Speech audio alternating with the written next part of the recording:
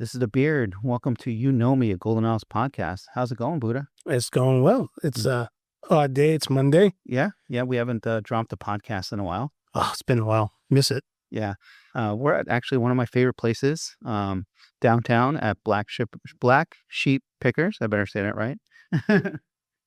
Oh yeah, we always try to come in here during first Friday, and I know Shannon and I like to browse through, and it's actually a little bit nostalgic for me. I've got a little bit of a history of antiques in my family, so it's fun being here. Yeah.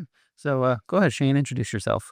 Well, I'm Shayne Woodard, owner of Black Sheep Pickers, and happy to have y'all here and see your stuff all around town, promoting all the businesses. So I think what y'all do is great, and now it's my turn. Yes. Yeah. I know it's been a while to get having you come on. I mean, because we're neighbors. Yeah. It happens. I know it does. It's like so many things just happen, and then we're finally here. But so how long have you been doing this, Shane? Oh, well, that's hard to say. So I grew up poor, so everything was always hand-me-downs and yard sales. So I was always around old stuff, granny and granddaddy's furniture. So I grew up around it. So kind of from that point, and then joined the military. And my nana, going back to old stuff, my nana would take me to flea markets because she loved antiques. And so we'd always go to flea markets. And that's back when you could just drop me. I'd stay at the military stuff, and she'd go do her thing and then come back and pick me up. So I got stationed in Germany, and they have flea markets. So I was going to their flea markets all the time.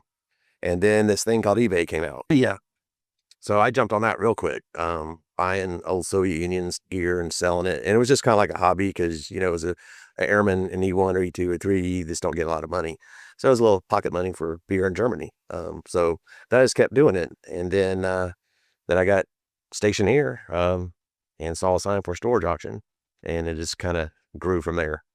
So you've been doing this way before all those was it Pickers TV show and all that other stuff? So you Storage Yeah, Wars. not at that level of American Pickers, although I had a few picks like that.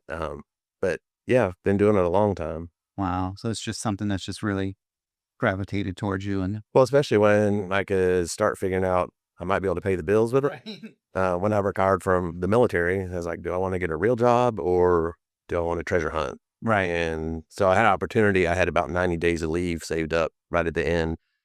So I just focused on doing that straight 90 days. And there was just eBay at that point. Right. And I was like, okay, this seems like this could work. But then my wife at the time said, well, we got to be smart about this. And I'm like, yeah, you're right. So I got a real job at FLETC, Federal Law Enforcement Training Center. And then 30 days later, and I talked to her about this and I said, I can't do this again.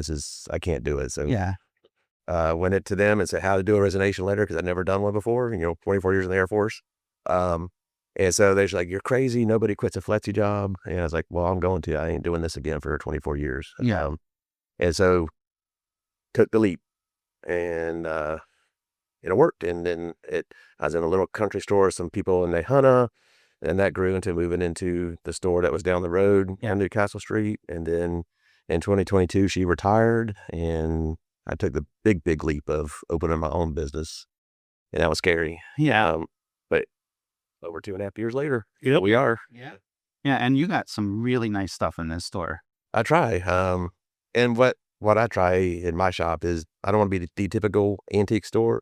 So it's a little bit different, kind of eclectic mix. It's not your fine antiques. It's not junk store. It's kind of in the middle of the road, something for everybody.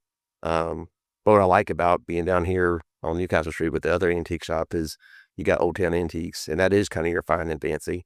And you got Miss Brown when she's there, she's got awesome stuff. And so between the three of us, we've got something for everybody in here. Right. So where do you source most of your inventory to bring to the store? I am really, really spoiled because you see American Pickers, they're on the road all over the country and everything. It's mostly Brunswick and St. Simons. And I'm so spoiled that if I have to Darien or Jessup or even Jekyll Island, I'm like, oh my God, that is so far. So that's how spoiled I am. And it's all word of mouth. I don't go to estate sales. I don't go to yard sales. People call me, and 9 times out of 10, somebody's passed and they got all this stuff. What do I do with it? or we're downsizing, or we're moving, or we're just moved. And then one that is not as common, but it does happen, is we're changing all the decor. We got to get rid of this old stuff. And then there's the ones like this past Monday. They'd had a yard sale and had a bunch of stuff left over. And then my favorite one is where they try to do an estate sale and there's a lot of stuff left over. And then I get the call. But I'll go 9 times out of 10, I'm going to the person's property or the house or the barn or their shed. I've been in a 1860s carriage house in Darien before. Barns, containers, all kind of, that digging through the dirt and climbing over stuff and you're covered in spider webs and spiders. It happens. But then people also come and bring stuff here to the shop to me. They'll just show up out of the blue, or they'll message me, hey, I got these stuff. Can I bring it by for you to look at? And so I'll buy stuff here too, which is fine because that saves me time and I'm not driving around. Yeah. So then it gives me something instantly to put in the shop but it's not in here yet. Yeah. And how do you pick through the stuff? Like, how do you see something you say, this is what I need to put in my shop? So Melissa Bagby, the lady that I was with down, the original owner of the market on Newcastle, I always kind of picked stuff that I liked. And so she said, that's good. But you also got to remember, you got to pick stuff other people like. But you got to like it first still. Like she got me expanded into buying stuff for the ladies. I used to really just focus on guy stuff. But she says, you got to like it first because you're going to be looking at it till you sell it. So when I'm at a pick, it kind of works. You do your primary kind of walk through, and you make your piles and everything, and then you go back and now if you got the time, you take some time and start digging. Because sometimes they're on time schedule, you only got a limited amount of time. So you're just going through getting that initial top layer. But usually it's just based on, I know I've sold this before, or this looks interesting. I'll buy some weird thing I've never seen before. I bought a creepy cane, past weekend. It's got a carved creepy head on it. I bought it, because it was creepy. And I was like, well, people come here looking for weird stuff. Let me get this. So it's a mix of that. I like it, or I've sold it before. And then it just comes down to, okay, can I buy this stuff from you? So, and a lot of times I'll do, when I show up, it's like, okay, I don't know if we can do business. So let's start this piece right here. What do you want for this? Because if you have a good price, I can buy it and resell it, then we can do business. But if you're like so far out of reach, then, I don't want to waste your time. I don't want to waste my time. Right. And 9 times out of 10, it's a situation where we can do business. Wow. And I'm helping them because they're trying to get rid of stuff. I'm helping me because I'm getting cool stuff. And then the eventual customers that come in, helping them. So when you're out, is there anything that you particularly like to look for yourself? Well, I don't collect. Well, you don't collect. No, because one, I told you I grew up poor, so didn't have stuff. And then in the military, every time that you move to another assignment, you have a weight allowance you have to be under. Or if you're over it, you've got to pay an outrageous amount of money per pound. So every move, we were always trying to make sure. So we never really collected stuff. The only thing I ever did used to collect was old canine photographs, because I used to be a dog handler in the Air Force, so I would go collect. But that doesn't take up space or weight. So this is my collection. I like to tell people I enjoy buying it and finding it, and then enjoy looking at it in here, and then I enjoy when someone else loves it and pays me money for it, and they're happy and I'm happy. So I don't collect. I'm not connected to any of this where I won't sell it. Wow. That's great, because when I said, I've had some experience with this stuff was my grandfather. He worked 50 years at the Longfellow House up in Cambridge. He's a product of the Depression, and my grandmother passed away when I was young, so he had no one in the house to tell him to stop. When he retired, he decided to move up to Maine and bought this house that was already an antique shop, and he bought everything in it. So he was already excited for the deal there. It took me 10 months to move him from his house up to Maine, because every weekend was a truckload. But his thing was books, because Longfellow. Yep. So I always liked antique books, because I think I got that from my grandfather, but he wouldn't sell anything. Everything had a sentimental value. I'm like, Pop, this person wanted to buy this antique postcard from Palm Beach. What value does this have for you? But for me, it brings back memories, because I loved going there, because it was like a treasure hunt. Yeah. You never knew what I was going to find. Because I found some really cool stuff. Then I found some really like like a big glob of lead. I mean, look, it wasn't a pipe, or it was just like something melted into a big glob. But it had to go. It had to come. It had to come to me with them. Yeah. Because, he could have melted that down to make bullets or soldiers or sold it to somebody that does that kind of stuff. But I found a Civil War saber. I found a Revolutionary War musket pistol. I found some first editions of Charles Dickens. Oh, wow. So I found some really cool things, but then there's stuff that was just total, but he wouldn't sell it. So that was our big thing. So then what happened? Well, after he passed, we had, a handful of auctions. I think 5 or 6 Okay. auctions to kind of move everything out of the house in Maine, but he still kept a little apartment in Cambridge. And that little studio apartment, we took 80 bags of trash. But what was interesting was we found 2 handwritten copies of Longfellow's poems. One, A Rainy Day, which is he wrote about his wife after his wife passed away. And the other one was The Children's Hour, which is about his 3 daughters. And their hint was, oh, we got to take this back to the to the Longfellow house. But I mean, he had photographs and just file cabinets stuffed with things. Yeah. And I found a box of Rolls-Royce razors. Yep. They're sterling silver, and they look like a cheese cutter. They're in a little tin, and it pops open. It has the stroke strop in there, and then the other piece of leather in there, and those are still collectible. He had a case. Of them. Never been opened. All of them. I don't know what happened to him, but so that's the same kind of thing that drives me for this. So like, this is a good example. So this book, I brought it in Saturday, and I don't buy books to sell because they're collectible. Because the book market's gone down, and I just don't care about that. But I do buy books because a designer will come in and say, I need an orange book that looks good on the shelf. So I buy books for that. So I got this one, and because it's orange and it's got good binding, it would look good. But then when I opened it up, the author signed it. Wow. So you find all these cool little bonuses all the time.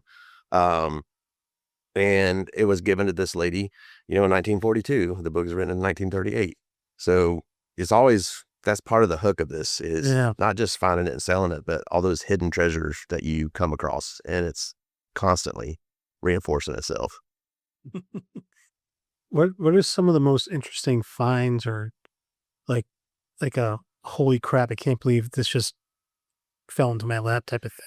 Well, there wouldn't be anything vintage or antique, but it would be money. This is at a storage auction, and nobody showed up. There was one of the hurricanes we had here, and I called to say, are y'all still doing the auction? Yeah, we already ran the ad. So yeah. It's like, oh, damn it. So I drove from exit 29 to the storage facility, and I was the only one that showed up. And it was one of those where the hurricane just wasn't there yet. Right. So it's kind of cloudy but clear. So I ended up getting all 5 units. Didn't need them, but I was going to get them. They all had something in them. And then the last one, here's a little 5x5 full of black garbage bags. And if you do storage auctions, black garbage bags, that's clothes. So nobody wants clothes. I usually wash them and then donate them. Right.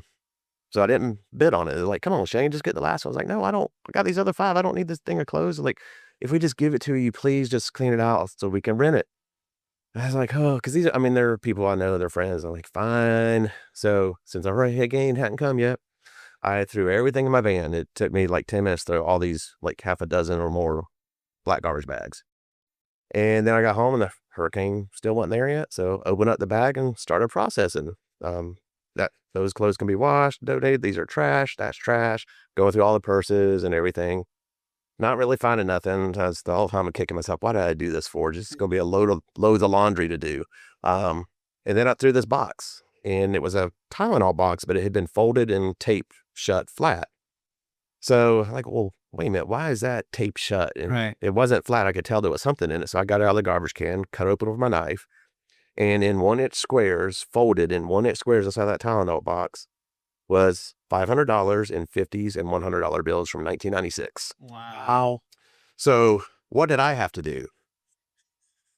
I had to dump that garbage can out and go through everything else. And so I found another almost $300 in 50s, hundreds, and $2 bills from 1996. So from that free unit that I didn't even want, I got enough money that paid for all the other units and the rent on them for that month. Wow. So that was the most exciting one because, that's a lot of money to find folded up. And, whoever she was, she had passed and the family had said, there's nothing in there but trash. Just auction off or throw it away. We don't care. If they'd only known what Granny did with her money, they would have found a ton of money in there. So interesting. They were all from 1996. All from 1996. So Granny had been carrying that, I guess, emergency stash in her purse and folded Tylenol and medicine. They were all like Tylenol and Excedrin. She had taken the boxes, flattened them, folded them, taped them shut with like paper tape. Wrapped them. So at first I was like, are they going to be drugs in here? Right. But there was an old lady. So I was like, so when I cut it open, I saw that green. I was like, no, you got to be kidding me. This is like Storage Wars stuff. And it was. So that's probably the most exciting one. But the one that kind of like kicked it off like full blown, it was probably only my fourth storage auction I'd gone to, and it was here in town. And there was an inside unit that had all her house. There was an inside unit that had her office, and there was an outside unit that had some of the house stuff in it. So she had 3 units, this lady. And the inside unit was a 10 by 40, climate controlled. And as soon as they opened the door, you could see, looked like brand new furniture, nice stuff, clothes. And then they auctioned off the office one, and that was tiny. And I saw, okay, it's office furniture. I don't want to mess with that. But it was just me and 3 other people, and 2 of them were newbies. So the experienced guy, they were old. They just wanted the office stuff because it was all they could handle because they were old. The 2 newbies, we started bidding on it. And I could see the one lady, like, it was getting up there. And she was like telling them to stop. And I was like, well, I think, and my wife at the time was looking at me like, what are you doing? Because it was up to like $800. And I was looking, I was like, well, 4 pieces of furniture at $200 a piece. There's $800 right there. And it's a 10 by 40 storage unit. So it's making sense to me. So I ended up getting the house unit, the inside one and the outside one, for $860, something like that. The first thing we opened up, there was, when we got it all checked out and everything, there was over $1,000 in gold and silver jewelry. Wow. And so that was back in 2013. I still have, this lady had an OCD, compulsive buying problem. So clothes, brand new, high-end fashion clothes with the tag still on them, jewelry with the tag still on them, furniture that never been put together, wrapped up. But in the first 2 months, I made almost $9,000 because I was taking stuff to the auction too that I was the auctioneer for. So I was consigning stuff at the auction, auctioneering my own stuff off, putting stuff on eBay, putting stuff down at the store. So I went out and bought a box truck with that money.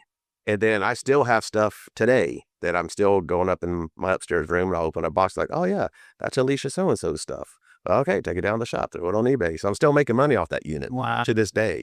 That's crazy. But then when I got the box truck, then that just exploded because then I could buy 5 storage units, load them all up, take it to the auction it off, and then come back for another load. I did that every single week because we did an auction out in Nehana every single Thursday night. Wow. So when you buy these storage units at auction, how long do you have to clean them out before? So normally the arrangement is they usually give you a couple of days, and then because they want you out, so the whole thing is to get them out and get her paint tinted in there. But what I always do, and I was telling Buddha this before, is I just rent the unit for the month. I just factor that in the cost because I don't want to have to load this stuff up, take it to somewhere, and then unload it and do that. I'd rather just process it right there and just give myself a month, and I just factor that into the cost. And it's always worked out for me. There's other people like, oh, that's crazy. Why should I pay that rent? I'm like, okay, well, don't. But it's fine with me because it breaks out to a couple bucks a day. Well, that's worth it not to kill myself.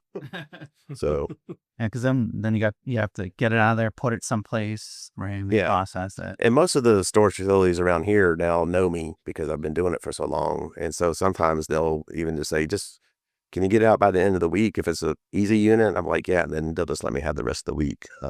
But if I'm going to be like a month, then I'll say, let me just pay for the month for the rest of the month for rent. So Wow.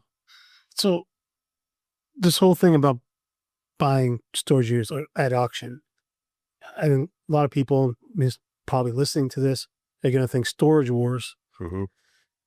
It's not like that, or is it like that?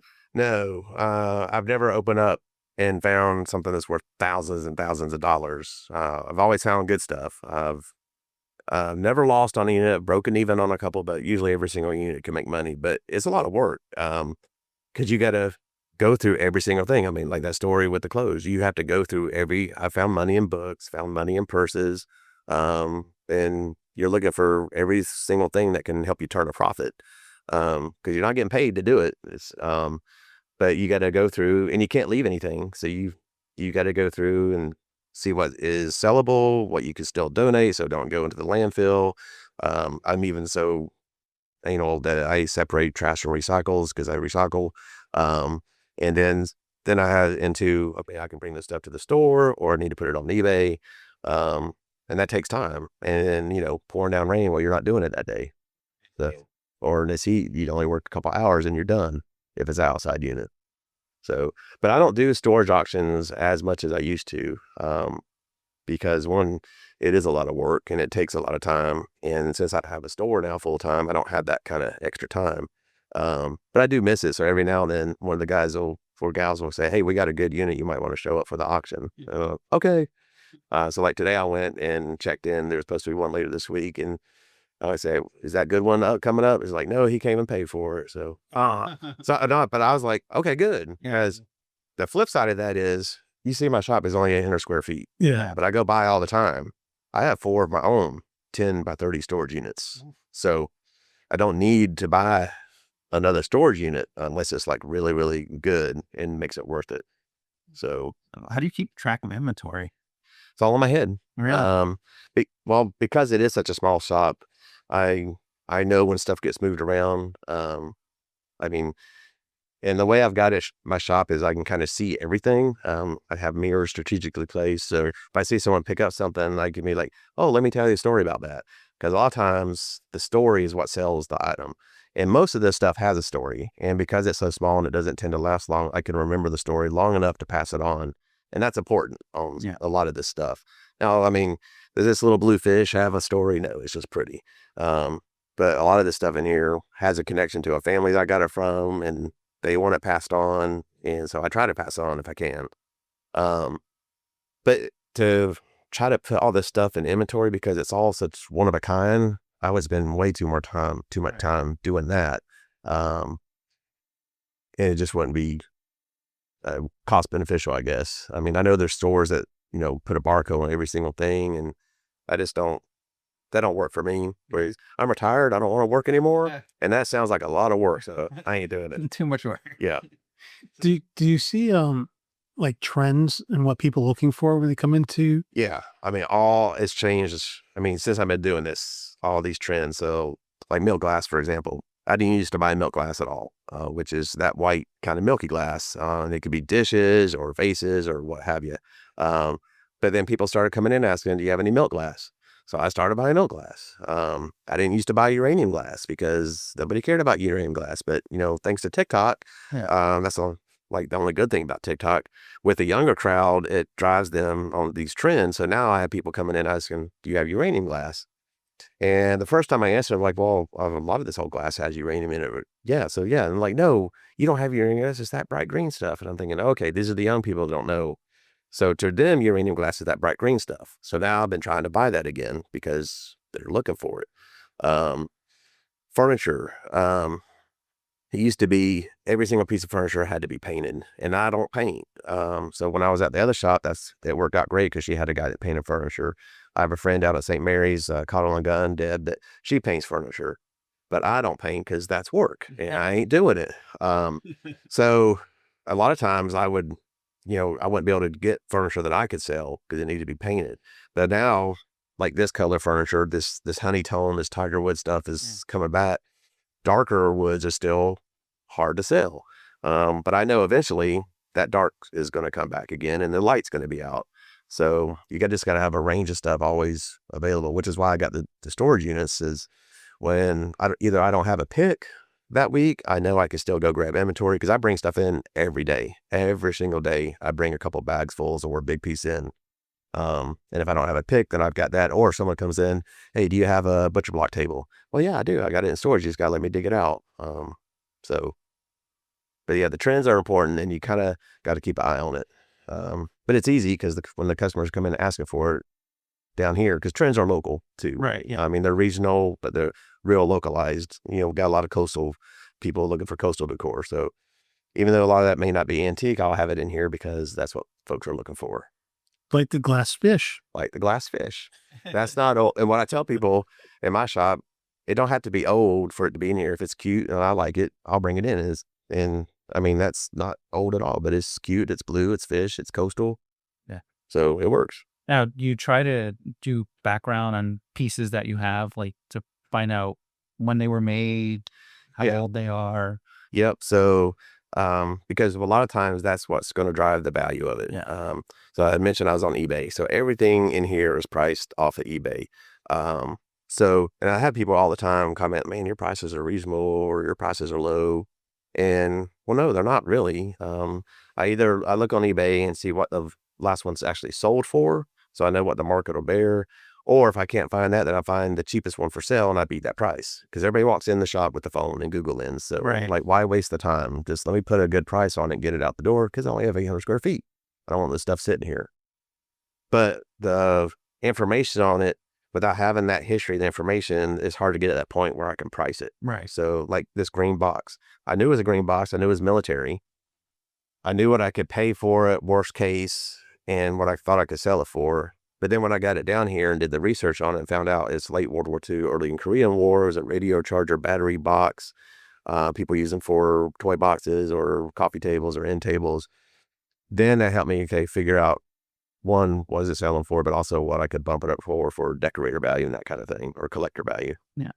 How hard is it to find information on random pieces? It used to be really, really hard. And I don't like a lot of apps on my phone. So I would sit here and a good example would be there's a green vase floating around here somewhere that I looking up, okay, green glass vase, vintage. Okay, how many results am I going to get on that? 100 million. Yeah. So then I'm scrolling through thousands of pictures on eBay looking for one that looks like mine. I have a friend that does this. And she's like, you just need to get Google Lens. I'm like, no, I don't want an app on my phone. Despise all that stuff. And she's like, okay. And then one day she saw me, I had this green vase sitting on the counter. She's like, how long have you been working on that? It's like about 45 minutes. She's like, okay, click. Here it is right here. 1 second, it told me what it was. So now it's become really easy. If I don't know what something is, I can Google Lens it and it'll give me a really pretty accurate idea of what it is. And then I start drilling down from there. So these phones, as much as I hate them, has made this kind of job really easy. But also if I'm not on a pick, and they're one of those people who's like, oh, I don't know what I should charge you. Well, okay, let's figure it out real quick. So that it helps on that side, on the buying side too. Or if they're trying to sell it and they want, $500 for something that sells for $50, I can say, well, I'm not the guy and here's why. Yeah. Do you want to come down or you want to stick with your outrageous price? Yeah. I see that on eBay because, like I try to sell some stuff on eBay, but I do the sale comps and all that other stuff people say to do on eBay. But then there's always that one person or 2 or 3 people. They're like, I'm just going to put this at like $5 million just to see if anyone buys it. And then the rest are like 25 cents. Yeah. Whenever I see those, and because, law enforcement, I'm always thinking, okay, there's a money laundering happening right here. These are just people listening to their stuff, saying else is buying it, and they're cleaning that money. That's all that is. Oh my God. I gotta be honest, I haven't been on eBay in a decade. Yeah. It's been such a long time. I don't have anything. I mean, we're minimalists. We don't keep a lot of stuff. So we don't have a whole lot of stuff we need to sell or pack off. And I really don't collect anything anymore, but I remember I would flip through eBay, just random stuff, or I'll look for specific books on Longfellow or some of his poems, looking for some of those first, second editions, which you really can't find. But then you just kind of go down that black hole and you just start typing in just anything and just everything just pops up. But it's been a while since it's been on eBay. And is it still a sturdy or a good revenue stream for? It can be. But what's happened for me is since I opened my shop, where I normally would been, okay, this vintage fireman's hat is going on eBay. I mean, wouldn't even thought twice about it. I've now got to the point, because I used to have about 300 items listed on eBay at a time. Right now I have like 4 or 5, because what I found is I can bring this down to the shop and sell it just as easily. I don't have to take pictures. I take all my pictures outside for eBay. So if it's a cloudy day like today, then I've lost my day of pictures. I don't have to worry about it, packing it up and shipping it. And I'm still getting eBay prices here. So it is a good revenue stream, but if you have a brick and mortar store, at least for me, I found I can sell it much easier here. And because I'm lazy, I do that. Yeah, and I don't blame you, because I've sold a couple of collectible things on eBay, and it drives me crazy, because you keep on forgetting that eBay's going to take like whatever it is, 13%. Yeah, it was 13%. Yeah, so you think you're like, all right, I'm going to make some money on this. So you list it for the price. Then after everything's all done, shipping, all that, and you're like, sometimes you're like, damn it, I messed up, because you don't even break even on it. Now, so I hear that a lot too, because, eBay takes so much. But as an auctioneer, I'm not an auctioneer anymore, but I used to be for 7 years. We always took 20 to 35%. Wow. And so I always felt eBay was reasonable, because I saw what we took every week. And so, but then you got the same issue here with my point of sale system. I have my minimum monthly subscription, but then they take a piece of every single sales. There's a fee, and then they take like 10 cents per transaction, something like that. Yep. So I'll sell something for $100. Well, okay, they make $100. And sometimes I got to explain that to the people I'm buying from is like, well, I don't want to sell this to you and you're going to triple your money. And I'm like, well, I'm not really tripling my money.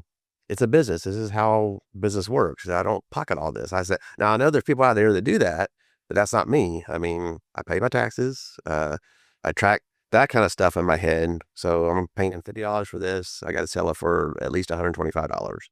And I learned that from Melissa. She says, you got to do 2.5. That's your minimum. 2% is for you, or twice is for you. And that half is all your overhead and your fees. And she said, but shoot for 3, 2.5 and 3. Don't get greedy. I mean, if something happens, you make 5 times your money, great. But she said, consistently shoot for 2.5 to 3 and you'll be okay.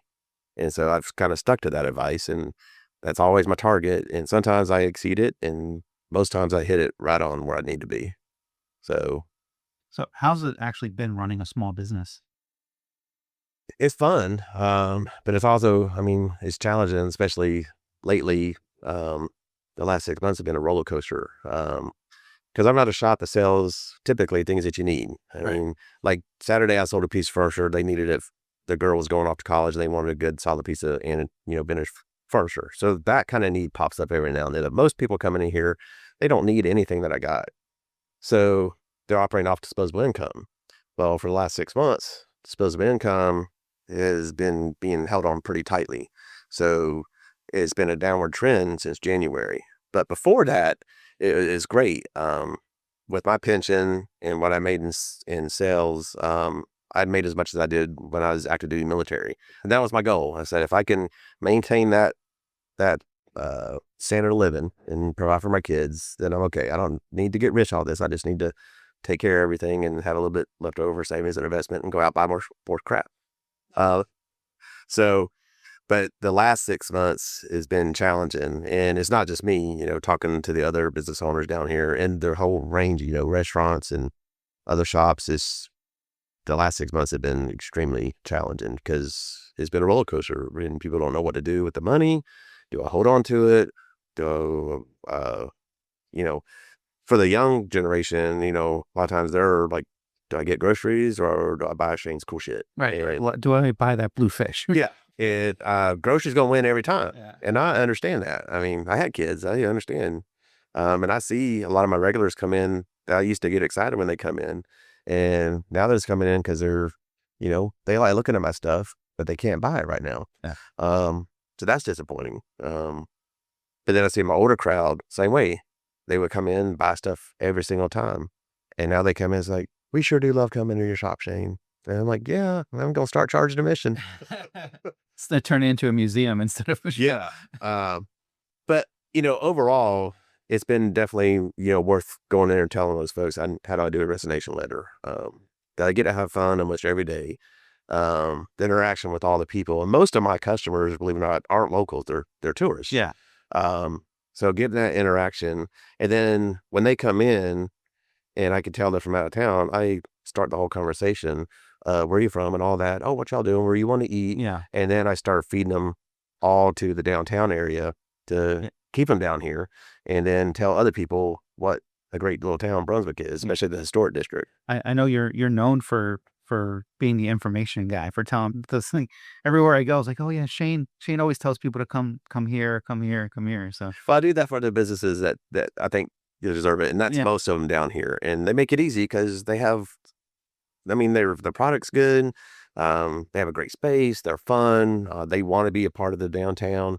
So it's fun for me to. It's kind of like that whole military mindset. We're all kind of a family and we're connected. We support each other. Don't matter if you're a cop or you're an engineer or you're information. Well, down here, don't matter if you're Pips Crafted Soda or Spire Wanderers or Daddy K's Coffees or Old Tan Antiques or Miss Brown's Antiques. We all try to help each other. Yeah. And they all return the favor too. I mean, yeah, they do. Yeah. so we're all trying to help each other survive, but also we want people to come down to Brunswick in the historic district, and it's not all St. Simon's and it ain't all Jekyll. We got something really good right down here in the historic district. We do. We have something really beautiful, something wonderful going on down here. Yeah. When do you usually see your most busiest days? So as you get closer to the weekend, when I first started, I was open 7 days a week to try to kind of figure out what my days off needed to be. And so I landed on Sundays and Mondays. That seemed to be the slowest. Tuesdays are always dead generally. And then as you get closer to the weekend, it starts picking up. So Fridays and Saturdays, Thursdays, if I'm lucky, it's busy. But Saturdays, out of the one day out of the week, that's usually the best because everybody's off work and they can come downtown and enjoy stuff. And there's more tourists, seems to come through on Saturdays, because a lot of times the tourists, they might be down here for a conference during the week, but the conference is over on Saturday. Now they're out sightseeing. And so they're out spending money down here. And sales wise, generally Saturdays is the best day of the week. Yeah. Weird. This is awesome. So, what are some of the things that you've gone out, whether it's in a storage or a pick somewhere, that you've come across and you have no idea what it is? I'll probably buy it because if it's something I've never seen before, don't know what it is, I'll probably buy it to try to figure out what it is, because there's a good chance it's got some value to it. Most times it turns out there's something out there. You may just not be able to find it right there on the spot. I didn't want to leave it behind. And I mean, like one of the things was just some weird ass like sculpture, like a weird kind of abstract clay sculpture. And I was like, that's weird. That's ugly. She says it's worth a lot of money. It's like, okay, who did it? I don't know. I'm like, it's one of these situations. Like, you did this when you were in 8th grade or something. Right. So I went ahead and bought it though. And I tried to find some research on it, and I couldn't find anything. But it was cool looking. It was ugly. It was weird. And so I bought it in, and, thinking it's going to sit here for a long time. It sold the very next day. Someone came in. It's like, oh my God, this is amazing. What is it? It's like, I don't know, but here's the price. And she loved it, and she took it the very next day. So you just never know. Yeah, you're right. You never know. Do people come in here looking to haggle with the price at all? Oh yeah. Yeah. And I'm willing to haggle. Most of my stuff I've bumped up to where I know what my bottom is. And, but what I don't like is you bringing something up to the counter. It's one thing. Can you do any better on this? I'm like, well, what else you buying? Yeah. Or, what's your best price? I'm like, what's your best offer? I mean, I always throw it right back at them. But a lot of time in the haggling, negotiating, it's how you approach it. If you just come off where you gotta be nice about it and be polite and have some fun with it. Don't give me attitude, because I'm just going to say, no, I don't need to sell you this stuff. I'm not desperate. But like a lot of my regulars, they get a friends and family discount. I mean, there's no real friends and family discount, but they get a discount. I do a discount every day for active duty. They get 10% off. It don't matter if it's a big giant piece of furniture or a blue glass fish. They get 10% off every day. And usually I can tell who's active duty, and I ask them, "Are you active duty?" And they're usually like, "Yeah," or they'll say, "No, but we're law enforcement." I'm like, "Oh, I ain't giving law enforcement a discount. I'll go broke because there's too many of us down here." Right, there is too many of us down here. But yeah, so I've got that built in most cases. Some cases, like if I just brought in a World War II painting of the Eiffel Tower. This was last week. I took it down to Bev at Main Street Frame. She put some new wire and stuff on it for me, and I brought it in. So I opened up Tuesday, it was sitting there, and this lady, she's a tourist, comes in. It's like, oh my God, oh my God. I hadn't even put a price on it yet. And so she's like, how much? I was like, $50. She's like, yeah, so I just brought that in. Let me show you what she did to it. And she's like, well, can you do any better? And her husband said, well, he just said he just brought it in, so he's going to say no. And I'm like, yeah, that's right. I'm going to say no. I said, but this is $50 for an original painting from World War II of the Eiffel Tower. Look at it. Isn't it worth $50? And she's like, yeah. And so she paid $50 and out the door she went. Do you ever have a item either you didn't pick up or you think you priced wrong or some regret at all on any item? Yeah, but it was more out of my ignorance because when I had first gotten started, and this is something I bought at that little country auction because I would bid on stuff too as I was auctioning off, and then everybody knew Shayne was going to bid on stuff because he sold stuff on eBay. And there was these two like triangle shaped, tall pyramidal shaped cobalt blue glass vases. They were a pair of them, and they were just really cool looking, and they were blue and they were glass, and blue's my favorite color. So I bought them. I think I paid like $20 for the pair, which is nothing at a country auction. And then I took them down to where I was before, and I sold them for $50 for the pair. And I was happy, right? Because I only paid $20 for them. Right. I'm more than double my money, and I'm happy. So a couple years go by, and I'm on a pick, and I find this big, like this big around green decanter, and it's about this tall. And on the top, it's got a glass hand-blown swirl in the stopper. So this is before Google Lens still. So I go to the internet and I Google swirl glass stopper. And that's when I learned about something called Blenko. Blenko. Blenko glass out of it. Yeah. Very highly collectible. And all these things came up. And I went to the collector's page and they said, this thing you have as collector, here, go to this link. We have all the catalog. I mean, they're rabid about this Blenko glass. So I started going to the catalog to find my piece. And what did I see in that catalog? Those two blue vases that I had sold. So then I went on eBay to see what were they actually worth. And they were worth about $400 for the pair. Wow. But that was me not taking the time to do my research, thinking I'm just buying glass vases at a country auction in Hunter. So yeah, I regret that I sold those, but I still came out okay. Right. I just think about $400 okay. Right. But now I know, and I learned, and now I look for Blenko glass. So, and you can bet every time I get a piece in, there's a green decanter up there that I looked at it. She told me it's Blenko, and I've learned enough to know it might be. And then I looked up, it's not. But it's still $165 mid-century modern hand-blown glass decanter. So, Wow. yeah. That's great. Now, you kind of grew up doing this. This was kind of part of your life growing up, but do you find people trying to get into this business? Oh, yeah. I worked with someone who thought they could quit their job and open up a storefront and go buy storage units and put everything that they buy in the store. It didn't work out for them too well. So I'd say anybody could do this. But what you have to have is that capital up front. I didn't take a business loan. I took my own capital. I loaned myself the money, paid myself the money back. But you got to have the capital because this is not a steady paycheck. Every month when I pay myself, it's up and down, up and down. So if you don't have that capital to carry you through the slow times, you're not going to survive. But anybody can do this if you have your money that you can start on your own and cover yourself when it's slow. And the other thing is, you're making this money. You can't just go out and buy another storage unit. You got to take that portion and you have to save it You have to invest it and let it grow in other areas.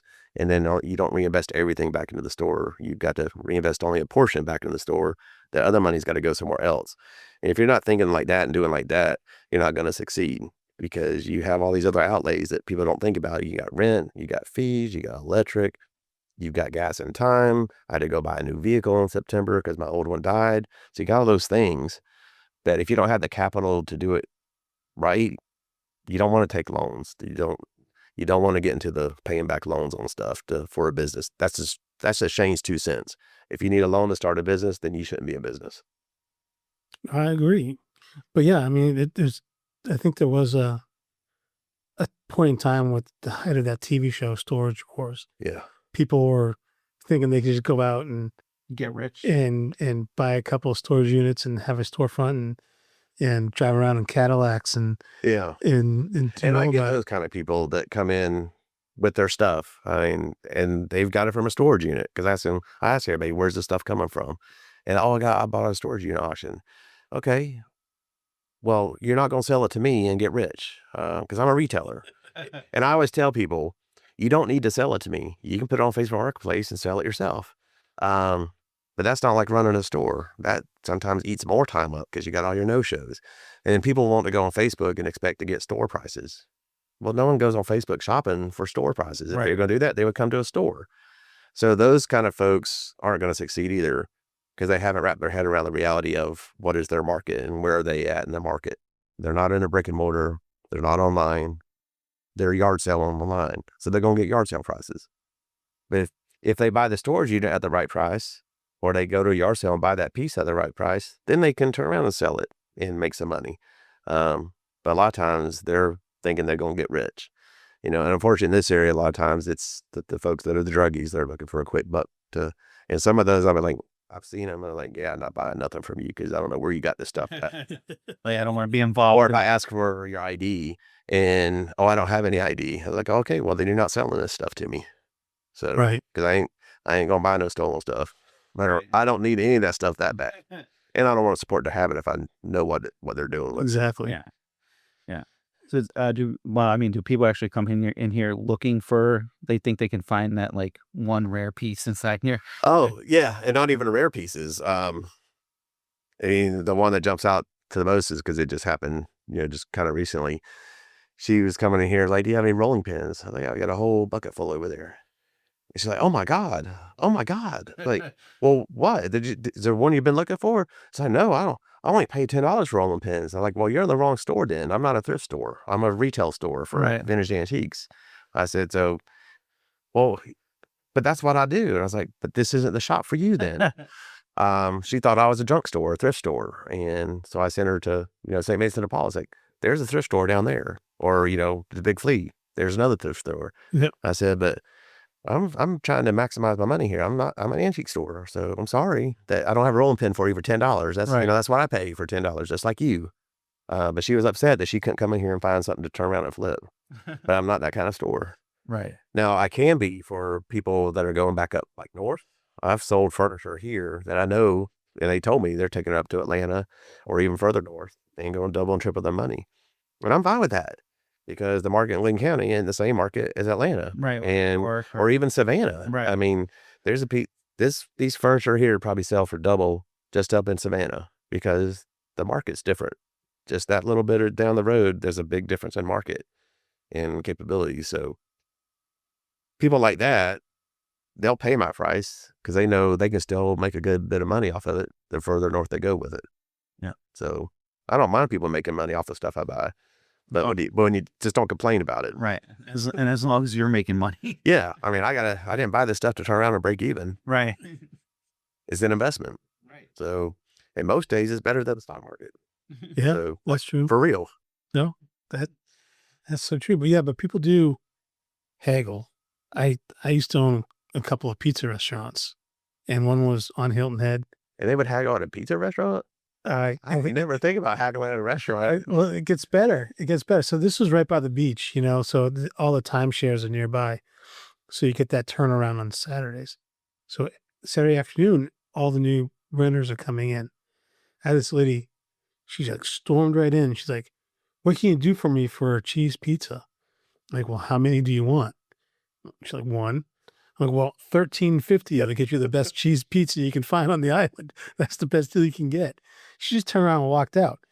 I was like, I'm not going to haggle for one pizza. If you wanted to buy like 10, yeah, I'll give you Something. 10% off Yeah. or something like that. Yeah, I'll give you a deal, but not for one pizza. Well, especially your margins are so much thinner at a restaurant. Actually, for pizza, margins are pretty good. Oh, okay. Margins aren't bad. The cost of your flour is negligible. I was using all-purpose flour. A lot of these people use the high gluten flour, but a 50-pound bag of all-purpose was $9. Oh, the one pizza took care of that. Yeah, and then the big price was the cheese. Okay. Most places use a 50-50 blend of provolone and mozzarella, and that can get, I think it was like $30 for a 5-pound box. But then you had staff and payroll and all that Staff stuff, and right? payroll, and the olive oil. There was a big problem at that time with the olive oil industry. I think a lot of the trees in Europe were Oh, they were diseased. diseased and the drought and everything was Yeah. hitting the market. They were we do this olive oil. counterfeit olive oil too. That was this olive oil, canola oil blend type of thing. Because I think a case of regular olive oil at the time was almost like $150. Oh, well. Like, no, it's okay. I'm not in the pizza business. But- I'd rather just eat it then. Yeah. But yeah, your margins are pretty good when in the pizza. And the way the restaurant was built was pretty where you can make money pretty quick. But you don't haggle for one piece of pizza. Like, I wouldn't come in and grab a license plate over there and say, "What can you do for me on this license plate?" Yeah. So it's funny you mentioned license plate. So I have done that though. He was from Denmark and he was on holiday by himself and he was going down the eastern seaboard, going down to Key West. He'd been in the States for about a month. But his thing was he bought a license plate from each state and preferably the county or town that he was in. And he was in Glenn County and I had one, but they had to be pristine, like almost new. And I happened to have one that was a Glenn County and it was basically like in brand new condition, but it had a high price on it. And he didn't want to pay that for what he pays for a souvenir. We're sitting there talking and they're like, I really want this license plate to go to Denmark. I said, tell you what, hold on a minute. So I explained to him how I price things. I said, let me see what the cheapest one is today and I will beat that price for you. And so I looked and I was able to sell it to him for $15 because the next one was like 17 or 18 bucks on eBay. I said, see right here. He's like, you'll do that? I was like, yeah, because I only paid $2 for it. And I wanted to go to Denmark and I have 500 other license plates at the house, but he really wanted something. And I wanted him to take this license plate back to Denmark. So I pulled it up and I dropped the price. It was easy. So I'll do it on something like that. A lot of times it's just how you ask. Yeah. If you ask, I'll be open to it if you ask the right way. But if you come over with attitude or you just don't ask politely, I'm already turned off at that point. So no. Mhm. So what is the deal with license plates? Like, what's the fascination with people collecting license plates? I don't know. There's something wrong with me because I buy license plates like crazy. Faster. I buy them. Really? I buy more than at a higher rate than I sell them at. Really? I mean, I could turn this whole store into a license plate store. I can't explain why I like them. I mean, they do sell well, but they don't sell for crazy amounts of money. Right. And I mean, I never collected them before. It's just, I see this piece of metal and maybe it's because it's been somewhere around the world or not here. It's been somewhere. So maybe that resonates with me because the only reason I joined the military was to see the world. So maybe that's part of it, but it's also metal. So it's industrial. Most of them are vintage. It kind of has all those factors, I guess, but it's also, they look cool. I mean, Yeah. they do have a cool look, most of them. But the people are buying them, they're collectors. But I don't get a lot of those in. Most of them are tourists looking for a cheap, fun souvenir they can take back, hang on the wall. College kids wanting to hang them on the wall. Then I have crafters, people that make purses or birdhouses out of them. There's folks that'll take something like this and cover it in license plates, and now you have a piece of furniture with all these cool license plates on it. People do all kind of stuff with them. So I'm lucky that for license plates, there's all these different outlets for buyers. But to explain the collector, I don't know. There's one collector that lives here in town, and he comes in And I like it when he comes in, because if he wants something, he's going to buy it, and he won't really haggle too much because he knows what fair prices are. I bought a 6-foot long antique railroad sign.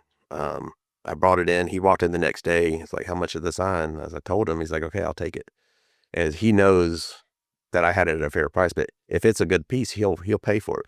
But he's 77 years old, something like that. He's been collecting license plates his whole life. He tells me I ain't got his level of license plates, because he's almost got every single one he needs. But he always comes in and looks because he knows I buy license plates, and one day I might have one that he'd be willing to pay for. Do you know what he's looking for? Like, what specific thing about a license plate that makes it Early. like? When some of the license plates were made just to sit in a bracket, or old motorcycle license plates, the old ones are very desirable because a lot of them didn't survive, and there weren't a lot of them to begin with. And also a lot of states, you had vehicles before you ever had license plates. So localities would do their own license plates. So those are rare. So he's like a real collector level. He's looking for those rare ones that are hard to find. Condition is everything.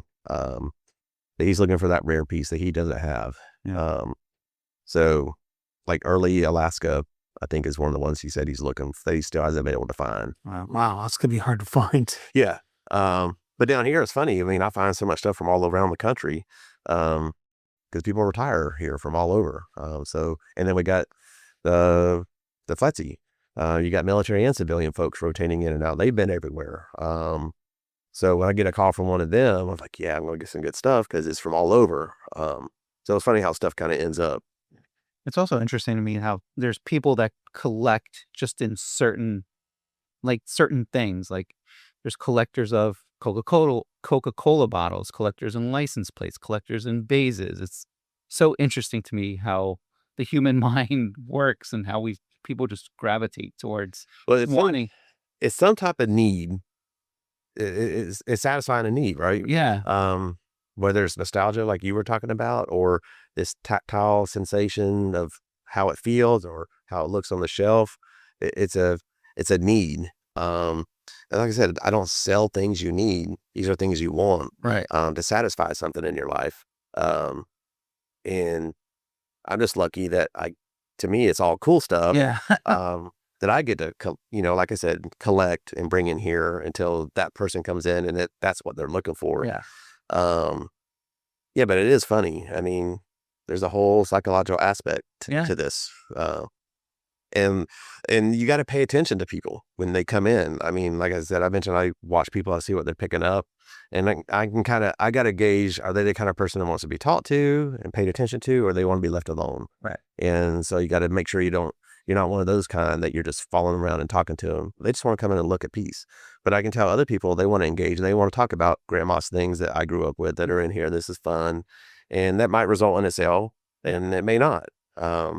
But then they'll leave and say, that was such a cool shop. They have good stuff. So. And then they'll tell their friends, and then they'll word of mouth, and then they'll come in. And, yeah. So what do you like? What do you like most about being downtown? Well, I mean, making money's pretty awesome. Right. I mean, I couldn't imagine doing this anywhere else here. This environment is built for a little shop like this. I know there's other shops that are kind of scattered around, but to me, they don't have this. The charm, I guess. Right. The charm of being downtown is what's the fun part, because we have such a diverse thing of businesses down here. And so I'm part of that little tiny fabric. I mean, I'm a tiny part of it, but I'm still part of it. And that's kind of fun. But if I couldn't do this here, I wouldn't be doing it. If I couldn't be on Newcastle Street, I wouldn't be doing it. I mean, I know that without a fact. I would just hang it up and go 100% online, or move somewhere. I mean, Nathan's fixing to go off to college, and then Abigail graduates next year. And if I couldn't do it down here, then I, pull up stakes and go somewhere else. So I think it's the charm of being downtown. And for the most part, most of the businesses down here are on board with trying to make this a fun place for people to come and shop and dine and have a good time with the family. Um, and so like I said, for the most part, since we're all want that, we're all working towards it, and it pays off most times. But it's just, I mean, it's fun to have Will and Nora behind me as power orders, Dee Dee at Daddy Kate's, Sean over at Pips, Dillip and his family at Bollywood, and Susan at Tipsy's, and Fifi over at Basil. Need a tattoo? Go see Nick. Yeah, I mean, yeah. I should get the neighborhood discount, right? Right, you should get the neighborhood discount. So, but I even send folks to them. So I'll see these folks come in, they're all tatted up, and I'll look at their tattoos, and I can kind of see the quality. It's like, hey, y'all know about Black Lotus? I'm like, what?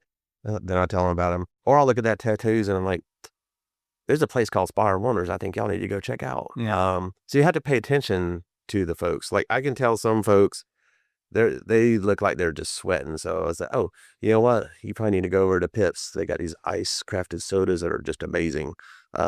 Or Dee Dee's. I tell people, Daddy Case, that's the only place down here to get real ice cream. You look like you need a milkshake. And so that's fun to me. Right. So he asked what do I like most about being down here? It's making sure they have fun, helping out the other businesses. So we all succeed, the ones that deserve it. So you know what I'm talking I about. know. So I don't want to talk about that. No, we're not. I'm not. No. So I'm going to ask another question that usually, for some reason, sometimes stumps guests. But what would you like to see come downtown? A museum. Okay. I love museums, but I get asked, well, there's a few things. But what I get most asked about, especially with folks with little kids, where's the museum down here? Yeah. Or where's the visitor center? And I was like, well, I don't know why we don't have one. We have the World War II Homefront Museum, that's on St. Simon's. We got, the little museum on Jekyll Island, but we don't have anything down here. So I think a museum with the history we have down here, it doesn't need to be big. Just something, they can maybe spend 20 minutes in that has some artifacts. I mean, they kind of got the concept down at Old City Hall, the entryway, but, bring it down here to the center of town. I think that would be really good. And another revenue stream for somebody, Right. Maybe the city. But then what Price is going to do with Linda's place at SoGlow, I think that's going to be awesome. The indie theater, because I think we need something like that. Yeah. And so one of the things I've noticed down here is turned around just also in the last 6 months is so Bollywood opened up maybe 7 months ago. Yeah. Before they opened up, I closed my doors right at 5 o'clock because I knew after 5 o'clock there was no point in staying open. After the first couple of months, I was seeing people coming here because they were open till 10. I think they still are. So I started kind of experimenting with staying open to 5:30. Well, but in the last 6 months, we've got downtown Cooter Browns, we've got St. Simon's Crepes, now we've got Pips, now Driftwood is opened up, the Caddy Shack. Yeah. So we have all these things that are driving some evening time activities. So like the indie theater would be awesome. So where I'm going with that is, so I stay open later now. I haven't changed my hours officially because I don't want to be that shock that he's never there when he says he's going to be right. So most nights now, during Tuesday through Thursday, I leave around 6:30 because people are coming down here in the evenings where they didn't used to before. Fridays and Saturdays, I'll stay up until 8:30, 9 o'clock sometimes because people are still coming in. Where when I first opened up 2.5 years ago, it's a ghost town down here after 5 o'clock. People were coming to eat at the few restaurants and then they weren't coming down here to shop. But now we got a whole other crowd coming. So a museum would be good for daytime stuff, but more things for evening and not just bars. It needs to be something else because we got enough bars. Right. And if you're going to do a bar, it should be something like Little Zook's, where it's not a restaurant. It's just a cool place to hang out that's different from the other bar. We used to have a place in Germany called Pub Row. I mean, off base, and it was all these different pubs and bars, but they were all different. And you didn't feel like you were going just to the same bar over and over again. But at any theater with stuff to do at night, that's going to bring families down here. Then they got places to eat. They got places to shop.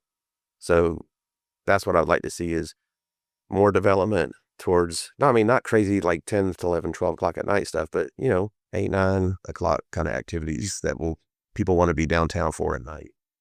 So I think that's going to be good. And because our number one industry is tourism, I think it would be good for tourists too. Yeah. St. Simons may not like it, but Man, whatever.